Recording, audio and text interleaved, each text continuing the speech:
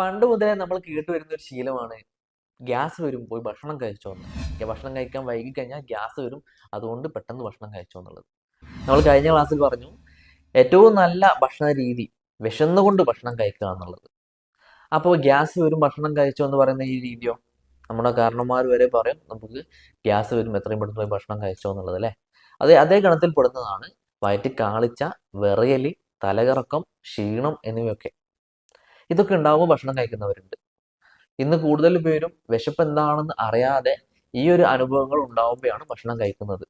യഥാർത്ഥത്തിൽ ഈ ഒരു അനുഭവം ഉണ്ടാവുമ്പോൾ ഭക്ഷണം കഴിക്കുന്നത് ശരിയാണോ? ശരീരത്തിൽ ആ സമയത്ത് എന്താണ് സംഭവിക്കുന്നത് നമുക്ക് നോക്കാം. വളരെയധികം ശ്രദ്ധ കൊടുക്കേണ്ട ഒരു വിഷയമാണിത്. ഇന്ന് നിരവധി പേരാണ് ഇത് കാരണം അസുഖങ്ങൾ കൊണ്ട് ബുദ്ധിമുട്ടുന്നത്. വിറയലുണ്ടാവുമ്പോൾ അതുപോലെ തന്നെ വയറ്റിൽ കാളിച്ചുണ്ടാവുമ്പോഴും ശരീരത്തിൽ ആ ഒരു വേസ്റ്റിനെ റിമൂവ് ചെയ്യാൻ വേണ്ടി ശരീരം ആ ഭാഗത്ത് ഒരു ചൂട് കൊണ്ടുവന്ന് അവിടെ ഒരു മാറ്റം ഉണ്ടാവുക ചെയ്യുന്നത്. നമ്മൾ സാധാരണയായി കഴിക്കുന്ന ഭക്ഷണത്തിൽ ഒരു ഭാഗം മലമായി പോയി കഴിഞ്ഞാലും ചില ഭാഗങ്ങൾ പ്രോപ്പറായി ദഹിക്കാതെ അവിടെ കെട്ടിക്കിടക്കുകയും നമ്മുടെ കുടലുകളിലും മറ്റും ആമാശയത്തിലും ഒക്കെ ഉണ്ടാവും. അപ്പൊ ഈ ഒരു അവസ്ഥയിൽ ആ ഒരു വേസ്റ്റിനെ ശരീരം പുറന്തള്ളുന്ന ഒരു രൂപമാണ് ആ ഭാഗത്ത് ഒരു ചൂട് കൊണ്ടുവന്നുകൊണ്ട് ആ ചൂടിലൂടെ കളയുക എന്നുള്ളത്. അതാണ് വയറ്റിൽ കാളിച്ച, തീയല്ലേ കാളുക എന്ന് പറയാം. അതുപോലെ തന്നെ വയറ്റിൽ ഒരു കാളിച്ച ഉണ്ടാവുക ചെയ്യുന്നത്. ആ സമയത്ത് ആ ഒരു വേസ്റ്റിനെ ശരീരം അവിടുന്ന് ഒഴിവാക്കും. അപ്പൊ ഈ ഒരു അവസ്ഥയിൽ നമ്മൾ എന്ത് ചെയ്യും? ഭക്ഷണം കഴിക്കുന്നതോടുകൂടി ആ ഒഴിവാക്കുന്ന പ്രോസസ്സ് അവിടെ നിൽക്കും. ആ വേസ്റ്റ് അവിടെ തന്നെ കെട്ടിക്കിടക്കും. ഈ ഭക്ഷണം ദഹിച്ചു കഴിഞ്ഞാൽ വീണ്ടും ആ വയറ്റിക്കാളച്ച് വരുള്ളൂ. അപ്പോൾ വയറ്റിക്കാളച്ച് കണ്ടിന്യൂസ് ആയി വന്നുകൊണ്ടിരിക്കുന്നവർ ശ്രദ്ധിക്കുക, അവിടെ നല്ലൊരു മാറ്റം കൊടുക്കേണ്ടതുണ്ട്. അതുകൊണ്ട് എന്ത് ചെയ്യുക? വയറ്റിക്കാളച്ചുണ്ടാവും, ഭക്ഷണം കഴിക്കാതിരിക്കുക, നല്ല വിശപ്പ് എത്തിയിട്ട് മാത്രം ഭക്ഷണം കഴിക്കുക. പിന്നെ ചിലർക്ക് ഭയങ്കര തലചുറ്റലും ശരീരം ഭയങ്കര വിറക്കുകയും അതുപോലെ തന്നെ മറ്റു പല പ്രയാസങ്ങളും, തളർന്നു വീഴുക, ഇങ്ങനത്തെ ബുദ്ധിമുട്ടുകൾ ഉണ്ടാകുന്നവരുണ്ട്. ഇങ്ങനെ ബുദ്ധിമുട്ടുണ്ടാവും. അവർ പോയി ഭക്ഷണം കഴിക്കും. ഭക്ഷണം കഴിക്കുമ്പോൾ ആ ഒരു വിറയൽ കംപ്ലീറ്റ് മാറി ഒരു ശായ. അപ്പോൾ അവർ വിചാരിക്കും എന്ത്? ഇതാണ് വിശപ്പ്. വിറയൽ വരുമ്പോൾ ഭക്ഷണം കഴിക്കണം, ഇതാണ് എൻ്റെ വിശപ്പ് എന്ന് അവർ മനസ്സിലാക്കി കാലങ്ങളായിട്ട് അങ്ങനെ വിറയൽ വരുമ്പോൾ ഭക്ഷണം കഴിച്ചു പോകും. ഈ വിറയലും ശരീരത്തിൽ വരുന്നൊരു മാറ്റമാണ്. ആ മാറ്റത്തിന്റെ ഭാഗമായിട്ട് ശരീരം വിറയൽ കൊണ്ടുവരില്ല ചെയ്യുന്നത്, ശരീരം കിടക്കാൻ വേണ്ടിയുള്ള ഒരു അറിയിപ്പ് തരിക ചെയ്യുന്നത്. ക്ഷീണം തരുമ്പോൾ എന്താ? ഒന്ന് പോയി കിടക്കുക. ആ ക്ഷീണം വരുന്നത് കിടക്കാനുള്ള ഒരു അറിയിപ്പായിട്ടാണ്. അപ്പൊ ഈ ഒരു സമയത്ത് നമ്മൾ എന്ത് ചെയ്യുക? നന്നായി റെസ്റ്റ് എടുക്കുക. കിടന്നോളം നിർബന്ധമല്ല, നിൽക്കുകയാണെങ്കിൽ ഇരിക്കുക, റെസ്റ്റ് എടുക്കുക, സമാധാനമായിട്ട് ഇരിക്കുക എന്നുള്ളതാണ്. അപ്പൊ ആ ഭക്ഷണം കഴിക്കാതെ ഇരിക്കുക എന്നുള്ളതാണ് പ്രത്യേകം ശ്രദ്ധിക്കേണ്ടത്. ഈ സമയത്ത് ഭക്ഷണം കഴിക്കാതെ നമ്മൾ പോയി റെസ്റ്റ് എടുക്കുകയും പറ്റുമെങ്കിൽ ഒരു 10 മിനിറ്റ് കിടന്നു കഴിഞ്ഞാൽ ശരീരത്തിൽ ഒരു മാറ്റം സംഭവിക്കുന്നത് നമുക്ക് കാണാൻ കഴിയും. ഈ വിറയല്, വയറ്റിക്കാളിച്ച, അതുപോലെ തന്നെ ക്ഷീണം, ഈ തലചുറ്റലൊക്കെ മാറിയിട്ട് ശരീരത്തിന് അവസാനം ഗ്യാസ് ആയിട്ടൊക്കെ ആ ഒരു വേസ്റ്റ് പുറന്തള്ളി കഴിഞ്ഞിട്ട് നമുക്ക് ചെറിയൊരു വിശപ്പ് വരും. ആ ചെറിയ വിശപ്പ് എത്തുമ്പോൾ നമുക്ക് ഇഷ്ടമുള്ള എന്താണോ അത് നന്നായി ചവച്ചരച്ച് ഭക്ഷണം കഴിക്കുന്നതാണ് ഏറ്റവും നല്ല രീതി. നമ്മൾ ഈ ഒരു വിറയലുണ്ടാവുന്നവർ മനസ്സിലാക്കുക, ഈ വിറയലിനെ കണ്ടിന്യൂസ് ആയിട്ട് വിറയലുണ്ടാവും ഭക്ഷണം കഴിച്ച്, അല്ലെങ്കിൽ ഗ്യാസ് ഉണ്ടാവും ഭക്ഷണം കഴിച്ച്, വയറ്റിൽ കാളിച്ചുണ്ടാവും ഭക്ഷണം കഴിച്ച് പോകുന്നവർ ഇങ്ങനെ പോയി കഴിഞ്ഞാൽ ശരീരത്തിൽ ആ ഒരു വേസ്റ്റ് പുറന്തള്ളാതെ ശരീരം ബുദ്ധിമുട്ടാവുകയും അത് മറ്റു ചില അസുഖങ്ങളിലോട്ട് നയിക്കുകയും ചെയ്യും. ശരീരത്തിൽ നമുക്ക് ആമാശയ സംബന്ധമായ പ്രശ്നങ്ങൾ, ദഹന സംബന്ധമായ പ്രശ്നങ്ങൾ, നമ്മൾ വൻകുടൽ, അതുപോലെ തന്നെ ചൊറിച്ചിൽ, ശരീരത്തിൽ മറ്റു പാടുകൾ ഉണ്ടാവുക, നമുക്ക് അസ്വസ്ഥതയായിട്ട് ഫീൽ ചെയ്യുക, മനസ്സമാധാനമില്ലായ്മ, ഇതൊക്കെ ഇതിലൂടെ ഉണ്ടാവും. അപ്പൊ ഇന്ന് മുതൽ നമ്മൾ ശ്രദ്ധിക്കുക, നമ്മുടെ വിശന്നിട്ടാണ് നമ്മൾ ഭക്ഷണം കഴിക്കുന്നത് ശ്രദ്ധിക്കുക. അതിന് നമ്മൾ എന്ത് ചെയ്യണം?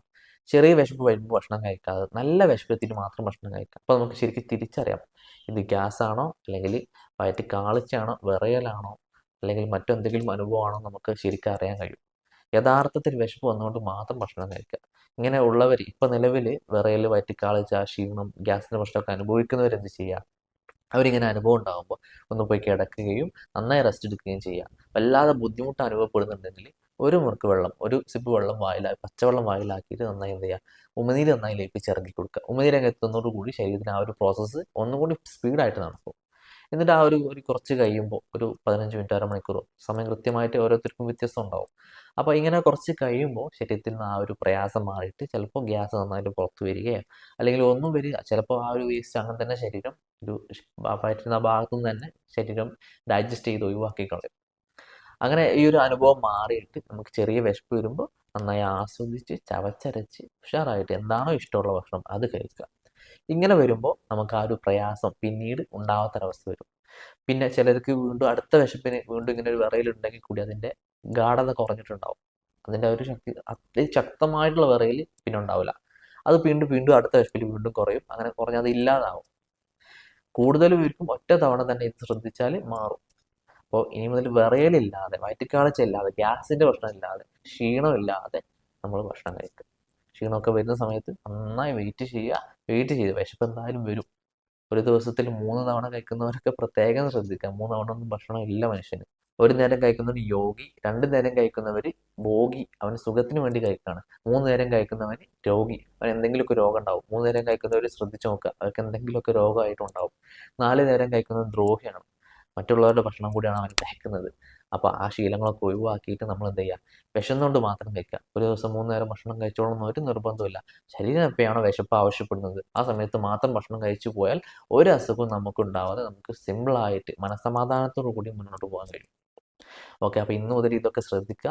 നിങ്ങളുടെ അനുഭവത്തിൽ ആരെങ്കിലും ഇങ്ങനെ വിറയൽ വയറ്റ് കാളച്ച ഉണ്ടാകുമ്പോൾ ഭക്ഷണം കഴിക്കുക എന്ന് പറയുന്നവരുണ്ടെന്നുണ്ടെങ്കിൽ അവർക്ക് ഈ ഒരു അറിയിപ്പ് എത്തുക. കഴിഞ്ഞ ദിവസം ഒരു ലേഡി നമ്മുടെ ക്ലിനിക്കിൽ ട്രീറ്റ്മെൻറ്റ് വരികയും അവർ ചെറുപ്പം മുതലേ ഈ ഒരു ശീലം മുതൽ സ്കൂൾ കാലഘട്ടം മുതലേ വയറ്റ് കാളച്ചയും വിറയലൊക്കെ വരുമ്പോഴാണ് അവർ ഭക്ഷണം കഴിക്കുന്നത്. അപ്പോൾ അവർക്ക് ഈ ഒരു അറിയിപ്പ് കിട്ടുകയും അവർ ആ ഒരു ബുദ്ധിമുട്ടിൽ നിന്ന് മാറിയപ്പോൾ അടുത്ത കൺസൾട്ടേഷന് വേണ്ടി വന്നപ്പോൾ അവരുടെ മുഖത്തുള്ള ഒരു മാറ്റം, ഒരു തെളിച്ചം കാണേണ്ടിയിരുന്നു. ശരിക്ക് അവർ ആ ഒരു വിശപ്പ് എന്താണെന്ന് കിട്ടിയ അനുഭവം അറിഞ്ഞപ്പോൾ, ഇത്രയും കാലങ്ങളായിട്ട് അറിയാത്തൊരു അനുഭവമാണ് അവർ അറിയുന്നത്. അപ്പം ഇന്ന് നിരവധി പേരുണ്ട് വിശപ്പ് എന്താണെന്ന് അറിയാതെ, വിശപ്പ് വരുന്നതിന് മുമ്പ് ഭക്ഷണം കഴിച്ചിട്ടും വയറ്റിൽ കാളിച്ചയും വിറയലും ഗ്യാസൊക്കെ ഉണ്ടാകുമ്പോൾ ഭക്ഷണം കഴിച്ചിട്ടും മുന്നോട്ട് പോകുന്നവർ. അപ്പോൾ ഇവർ പ്രത്യേകം ശ്രദ്ധിക്കുക. നമുക്ക് ഈ ഒരു അനുഭവം ആരെങ്കിലും ഉണ്ടെങ്കിൽ അവർക്ക് എത്തിക്കുകയൊക്കെ ചെയ്യാം. ഓക്കെ, നമുക്ക് ഇനി മുതൽ എങ്കിലും നമുക്ക് വിശന്നിട്ട് കൊണ്ട് മാത്രം ഭക്ഷണം കഴിക്കാൻ സാധിക്കട്ടെ എന്ന് പ്രാർത്ഥിക്കുന്നു. Okay, thank you.